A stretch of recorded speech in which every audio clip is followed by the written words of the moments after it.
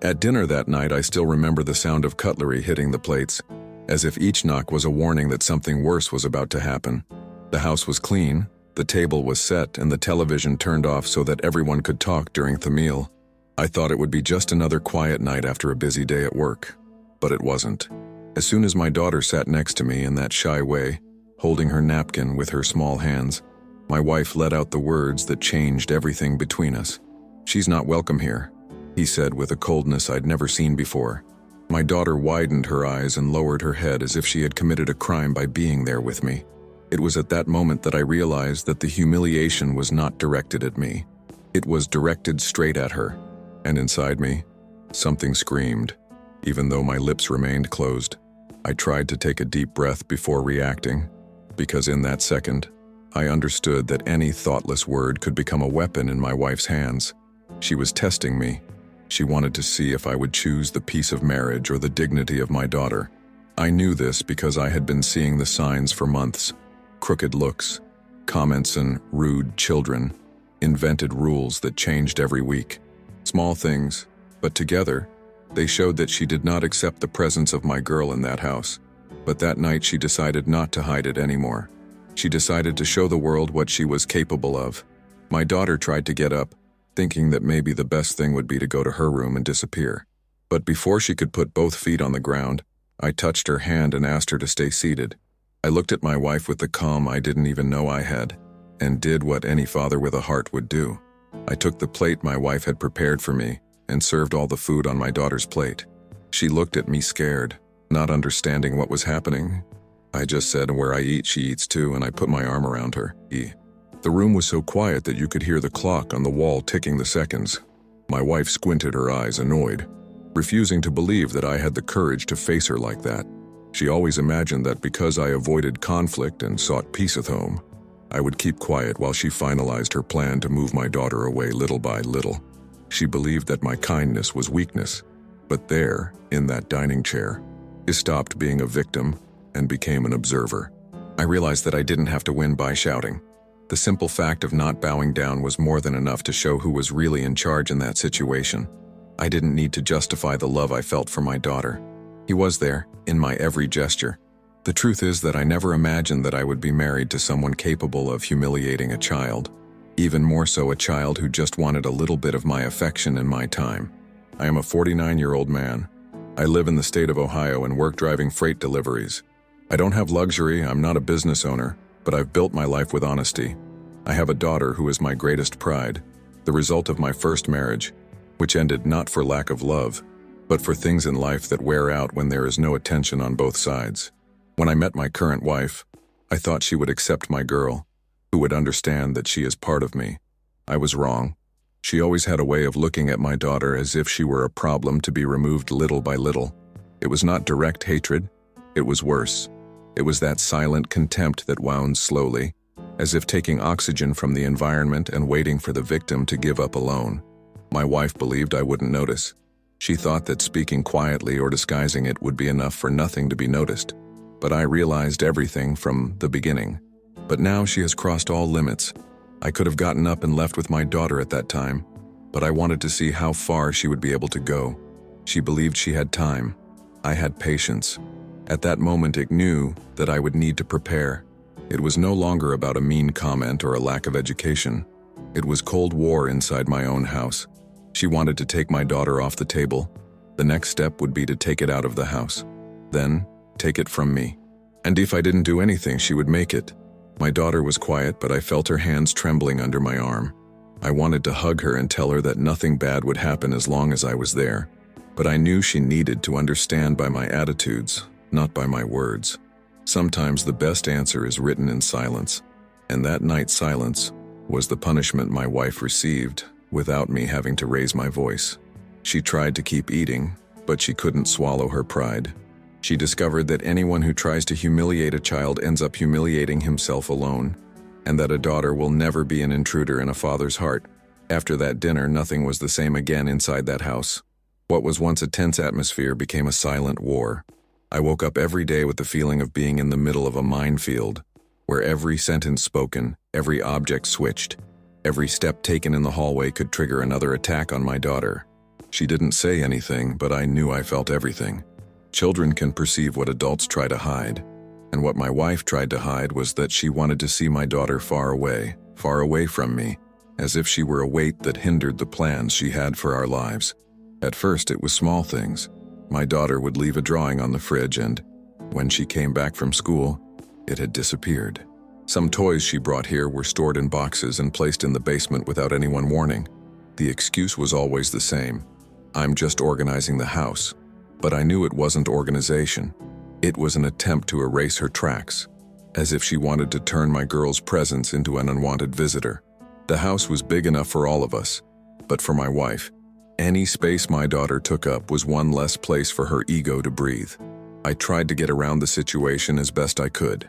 I made a point of including my daughter in everything. We watched movies together, cooked, went to the park when the weather allowed. She laughed and seemed happy next to me. But when my wife entered the room, her smile disappeared as if it was forbidden to show joy. I could see the fear in her eyes, that fear of doing anything that might cause new arguments. I promised myself that I would never again let anyone make her feel anything worse than what she had ever felt at that dinner table. As the weeks passed, my wife realized that she wasn't getting what she wanted. I didn't move away from my daughter. In fact, I was getting closer and closer to her. And that's when my wife changed her strategy. She started to attack me directly.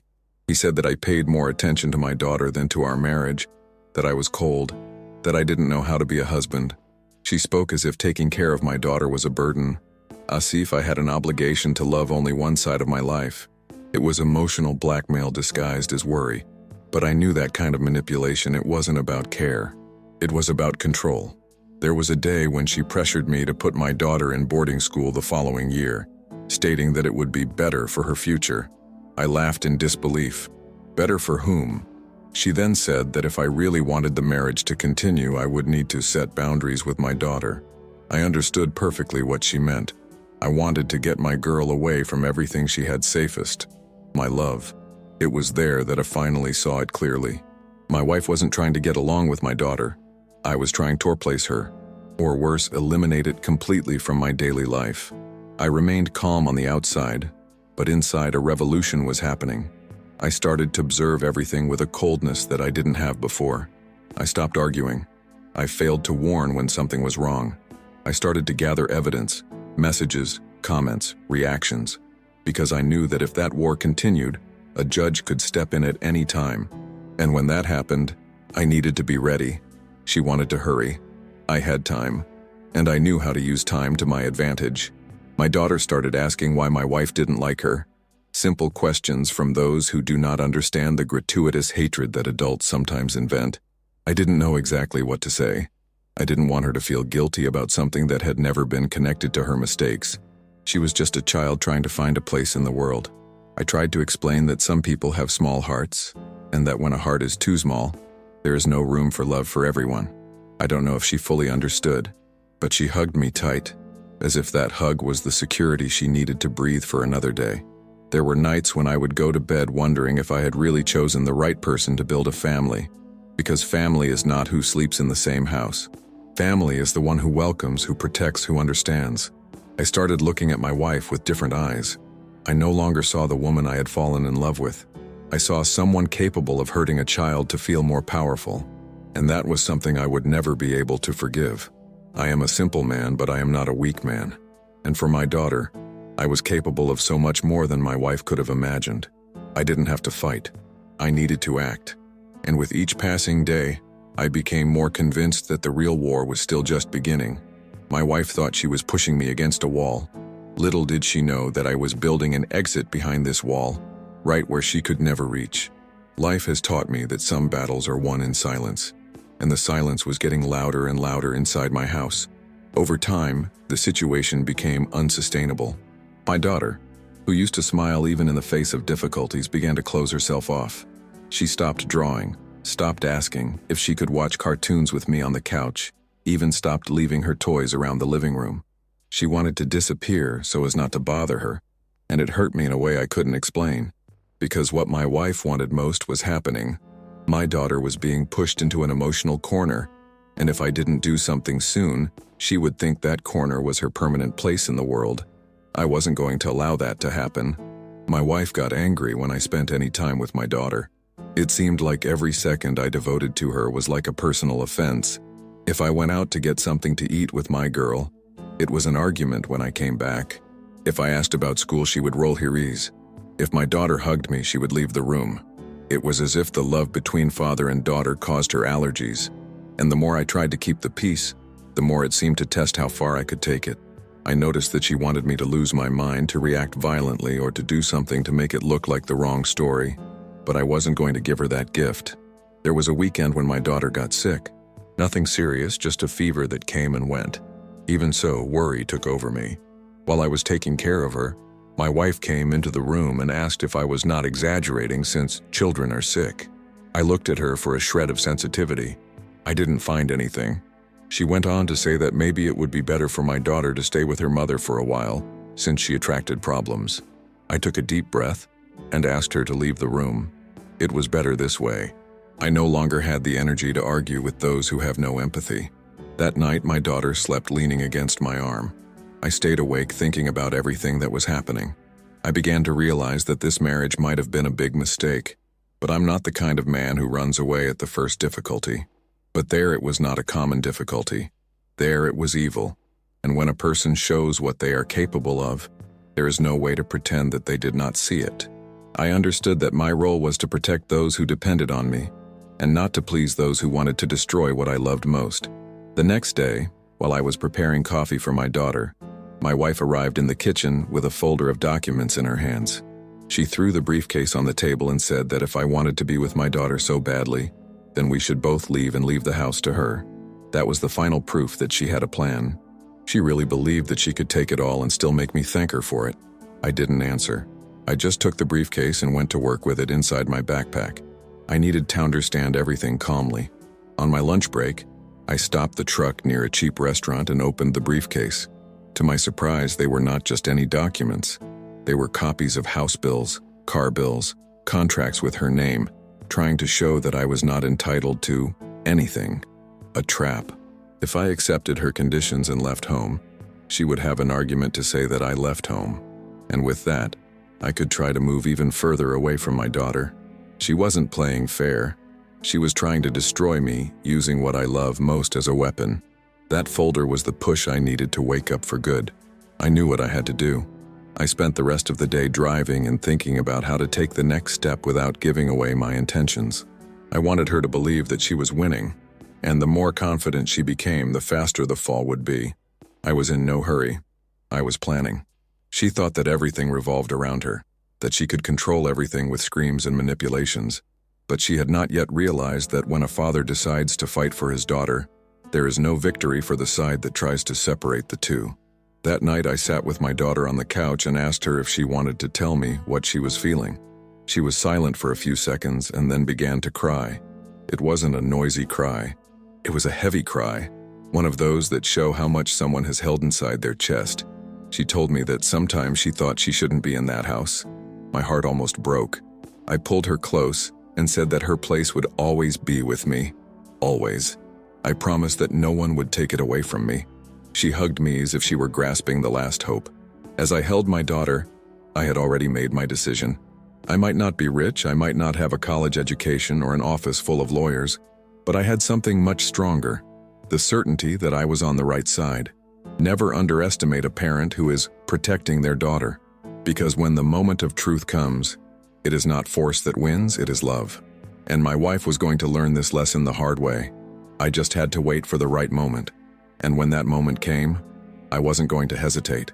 I knew I couldn't make any mistakes. Any misstep taken could be used against me later, so I remained calm on the outside, even when on the inside, the anger burned stronger and stronger. The more she tried to diminish my daughter, the stronger I became. I knew that one day she was going to find out the price of underestimating a father. I had already made up my mind. I was going to fight without screaming, without losing control, without giving her a single chance to accuse me of something I didn't do. I was going to win with patience. The following week, my wife tried another of her strategies. She said she wanted to talk about my daughter's stay at our house. When she used that word, stay, I felt my blood boil. My daughter was not in a hotel. She was at her father's home. But I took a deep breath, let her speak, and just watched, keeping every word silent. She said that children need stability and that living in two houses would not be healthy. She talked about psychologists, studies, and things that she clearly did not understand. She ended by saying that if I really loved my daughter, I would do what was best for her. In her mind, the best thing would be my daughter away from me. I could tell that my wife believed she was being rational, but that was pure manipulation.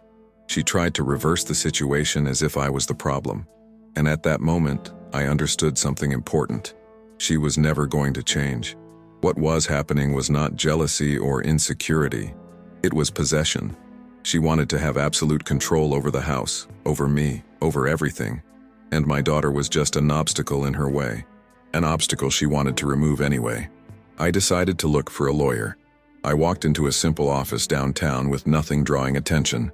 I told every detail. The lawyer listened in silence, taking notes. When I finished, he took a deep breath and said that I was right to have gathered evidence. I sighed that if my wife tried anything in court, I was already prepared. He guided me about my rights, about what I could and could not do. And it made clear something I needed to hear. My daughter had the right to live with me without being humiliated. This was not just a family matter. It was a matter of protection. I returned home stronger than ever, but I didn't show anything. I kept acting as if nothing had changed. I knew that the worst thing for someone manipulative is when the control slips away without noise. My wife noticed that I was calmer, and that made her even more nervous. She wanted conflict. She wanted me to explode. I was denying exactly what she expected. There was a night when she tried to tease in front of my daughter. She asked if I didn't think it would be better for my girl to leave, since no one there wanted to walk on eggshells. I looked directly at her and replied firmly, "What bothers you is not her presence. It is the fact that I never abandon those you love." My daughter looked at me with eyes full of hope, and my wife bit her lips trying to swallow her own frustration. I slept well that night. For the first time in a long time, I felt like I was moving in the right direction. My daughter was calmer too. She realized that I was fighting for us. She understood that she was not alone. And when a child understands that someone is for them, the fear begins to recede. The tables were turning. My wife thought she knew my limit, but she had never seen how far a father can go when love is greater than any threat. I had already made my decision, and now he was ready for whatever came next. The day came when her mask fell. It was not with shouting, nor with scandals. It was with something much worse for her. The truth exposed without me having to raise my voice. It was a Sunday morning, and I was preparing pancakes, just the way my daughter likes it. She came running to the kitchen with a notebook in her hands and said she had drawn a picture for me. It was the two of us sitting together on the couch with the phrase, "I love my father," written crooked, but beautiful. I was thrilled, but before I could thank her, my wife came into the kitchen and snatched the paper from her hand. He tore the drawing in half and said that no one could stand that sentimental mess. My daughter froze. Her mouth began to tremble. And I knew that this was the moment I had been waiting for. I didn't scream. I didn't argue. I just walked over to my daughter and hugged her calmly. Then I looked at my wife and said quietly, "It's over." I took my daughter by the hand and went to our room. My wife started talking nonstop, demanding explanations, saying that I was exaggerating, that it was just a piece of paper. But I couldn't hear anything anymore. I was focused on what really mattered. I packed my daughter's backpack, then put some of my clothes in a small suitcase. I knew that anything that was left behind would not be missed. Nothing was more important than leaving there with my daughter, with my head held high. When we were ready to leave, my wife came after us trying to justify herself. She said it was just jealousy, that she didn't want to lose us, that everything could change if I decided to prioritize our real family. That hurt to hear, because for me, a real family was the one I was taking by the hand. I looked her straight in the eye and calmly explained, "You mistook authority for cruelty, and I will never allow my daughter to grow up thinking she doesn't deserve love." My wife stood there, speechless. For the first time since it all began, she realized that she lost, not because I won by fighting, but because I refused to abandon my daughter. We walk out the door without looking back. I felt the air lighter as soon as we put our feet outside. My daughter squeezed my hand tightly as if confirming that we were still together. I drove to my mother's house, who welcomed us with open arms and the table set, as she always did when I was a child. My daughter sat down, ate, and smiled for the first time in weeks. And in that smile, I realized that it had all been worth it. I left a life behind, but I brought with me everything that really matters. In the following days, I went to the lawyer again. He initiated the process to ensure that my daughter had her rights respected and that no attempt to remove her was accepted by the courts. My wife tried to send messages, tried to blame me, tried to say that I was ungrateful. But she didn't understand that, at that moment, nothing hurt anymore. I had already been through the worst. And when the worst happens and you remain standing, there is no manipulation that can knock you down. Today, every time I see my daughter running in the backyard without fear of making mistakes, I am sure that I made the right decision. She went back to drawing and now fills the house with colors and words of affection that she used to hide. I keep all the drawings. None of them will disappear. I protected my daughter when she needed it most. And that made me the father I always wanted to be. I'm not a hero. I'm just a man who learned that true love can't be explained. It's proven. And that when someone tries to turn off a child's light, it's up to us to turn on all the lamps possible so that he is never afraid of the dark again. My wife thought she could take my daughter off the table, but what she didn't know is that I would never stop serving what is rightfully hers: dignity, affection, and home. After all, a father never abandons the one he loves, and where I live, she lives too, always.